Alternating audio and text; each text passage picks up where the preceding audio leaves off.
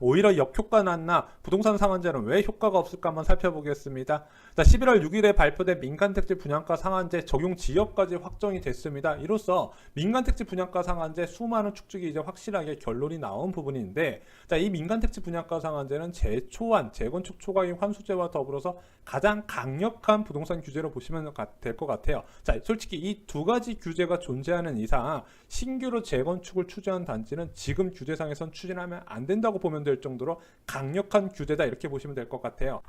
자, 왜 이 민간택지 분양가 상한제가 재초안과 더불어서 재건축 아파트의 무덤과 같은 존재냐? 자, 바로 재건축이나 재개발 사업의 이제 사업성을 나타내는 일반 분양 물량의 분양 가격을 임의로 정하는 것이 바로 이 민간택지 분양가 상한제입니다. 자, 공공택지 같은 경우는 이미 분양가 상한제가 적용돼 있죠. 자, 이 분양가 상한제가 지정이 되면은 주변 시세가 아무리 올라도, 자, 그 오른 시세랑 상관없이 토지를 공급할 때의 감정평가 금액, 공급 금액과 건축비는 정부에서 지정한 건축비만 받게 되어 있기 때문에 북일의 가치, 남일의 같은 경우는 뭐 분양가 매매 가격이 11억, 12억 하는데 분양 가격에 6억대가 나오는 현상이 나타나게 되다. 이것이 바로 서울 지역 분양에서도 앞으로 나타나게 될 것이다. 그만큼 시장의 파급 효과가 큰 겁니다. 왜 그러냐? 서울 아파트가 기존 아파트 대비 한 30%에서 40% 저렴한 가격에 일반 분양 나온다고 보십시오. 누가 재건축 아파트 투자하겠습니까? 누가 기존 아파트 사겠습니까? 전부 다 청약으로 몰리겠죠.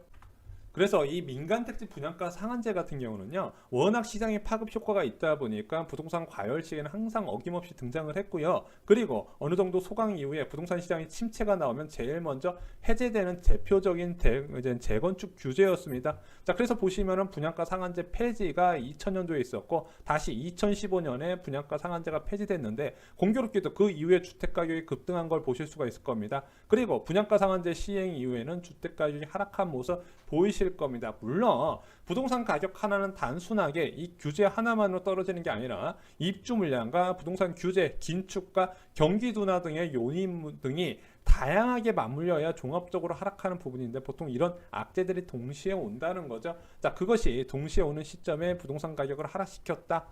자, 그러다 보니까 8월 중순에 민간택지 분양가 상한제 카드가 드디어 나왔습니다. 자, 8.2 부동산 대책이나 9.13 부동산 대책에서도 언급이 없었던 부분인데, 결국에는 집값 급등에 카드를 안 쓰고 싶은 카드를 쓸 수밖에 없었던 거죠. 자, 정부에서 이 민간택지 분양가 상한제를 쓰는 이유는 간단합니다. 자, 왜 재건축 아파트에 강력한 규제를 넣냐? 일단은 주택가격 상승 흐름들을 보시면 이해가 되실 겁니다. 자, 재건축 아파트 먼저 가격이 오르고요. 그 이후에 강남 3구의 신축과 준신축으로 이 매매 가격 상승 이 퍼져나갑니다. 그리고 나서 경기 서울 지역 인기 지역으로 확산되는 모습, 이걸 뭐 키 맞춘다고 하죠. 마지막으로 수도권 전역으로 확산되는 모습이 나오니까 모든 규제가 여기에 집중되는 거예요. 얘의 가격만 떨어뜨리고 수요 감소만 이루면은 나머지는 자연스럽게 떨어지는 흐름이 나타나거든요. 재건축 아파트 가격이 떨어지는데 강남 3구 신축 아파트 하락은 좀 버틸 수 있어도 중장기적인 흐름은 하락으로 나타나더라. 올해 2월에 나타났던 모습이죠. 자, 그래서 재건축 아파트 단기적인 급등 과열을 꺼트리기 위해서 재건축 규제를 하고 있는데, 그런데 이 분양가 상한제 같은 경우는 양날의 칼의 기능을 가지고 있다고 말씀드렸어요. 중장기적으로 서울 지역의 공급을 축소시킬 수밖에 없는 거예요. 재건축 초과이익 환수제와 더불어서 이 재건축 사업성을 극히 떨어뜨리는 사업이다 보니까, 잘 보세요. 모든 입주민들의 이제 재건축 조합원들의 의견이 일치될 수가 없기 때문에, 자, 몇몇 조합들은 사업이 좀 늦어지더라도, 자, 이런 규제를 피할 수 있는 시기에 재건축 사업을 추진하자, 이런 조합원들이 반드시 있거든요. 그러다 보니까 사업 추진이 안 되는 거예요. 중장기적으로 서울 지역 공급이 축소되더라. 왜냐? 서울 지역은 재개발이나 재건축에 절대적인 의존, 공급 의존을 하고 있기 때문에 그렇습니다. 자, 언론들이 분양가 상한제를 대하는 태도는 크게 두 가지로 나눠집니다. 첫 번째는 공급 부족 우려, 아까 말씀드린 대로, 자, 대표적인 민간택지 분양가 상한제의 우려가 될 수 있는 부분이죠. 두 번째는 로또 청약입니다. 자, 이 일반 분양의 시세 차익을 조합이 가져가냐, 재개발이나 재건축의 조합이 가져가냐, 아니면은 청약자가 가져가냐, 이 차이거든요. 그런데 이 청약자가 가져가는 것을 로또 청약이라고 그렇게 부정적으로 얘기합니다. 언론들은 이 조합이 가져가기를 원하는 것 같은데요. 자, 아무래도 정부에서 어느 정도 검열된 시스템, 무주택자나 다양한 자녀 수 등을 감안한, 자, 검증된 시스템으로 무주택자인 청약자가 가져가는 게 전 더 사회적으로 공익적인 목적에서는 맞다고 봅니다.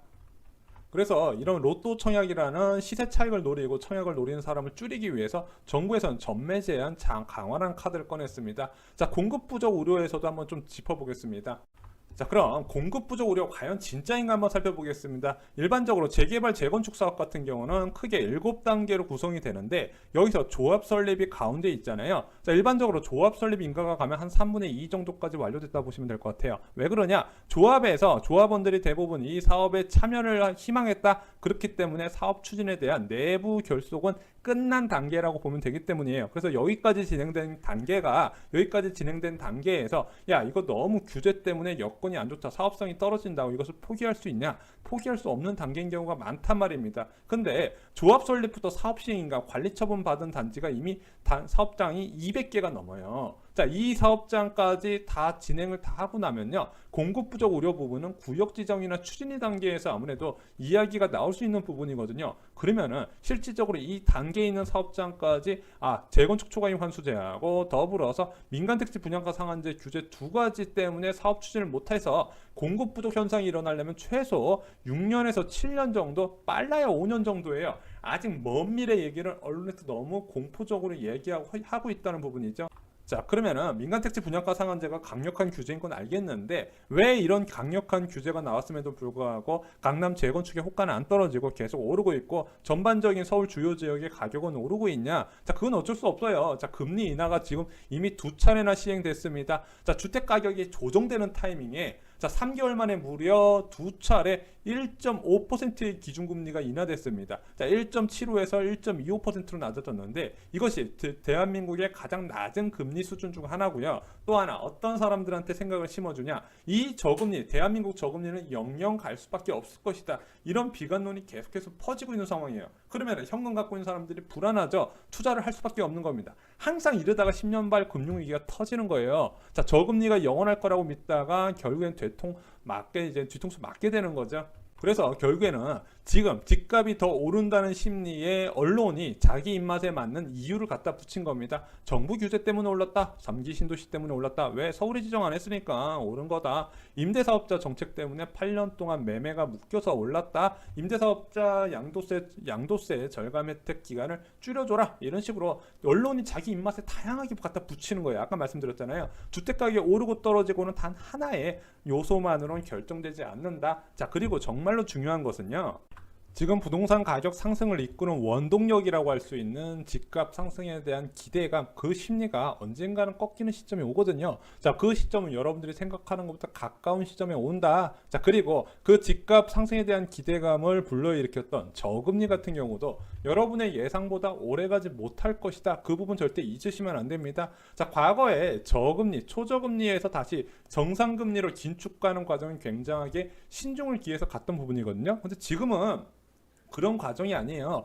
긴축으로 가는 흐름에서 약간의 미중 무역 분쟁 등으로 경기 위축 우려가 있으니까 보완적인 성격에서 잠깐 미국에서 낮춘 겁니다. 자, 그러면 이것은 다시 조금이라도 물가 상승률이나 경제 성장률, 기업 투자가 늘어나는 기미가 보면 다시 정상금리로 올려가려고 할 겁니다. 여러분들 저금리는 절대 오래 할 수 없는 부분이에요. 여러분들이 생각하는 것보다 저금리의 부작용은 훨씬 많이 있는 부분입니다. 자, 저금리가 당연한 것처럼 생각할 수 있는 부분도 아니고요. 대한민국은 일본처럼 초저금리를 장기적으로 가기 어려운 부분이라는 것, 기초통화 국가와 비교하면 안 된다고 반복적으로 말씀드렸습니다. 저금리 반드시 깨질 수밖에 없는 부분이라는 거 잊지 마시기 바랍니다. 이상으로 쇼킹 부동산 마칩니다. 좋아요, 구독, 공유 꼭 부탁드립니다. 감사합니다.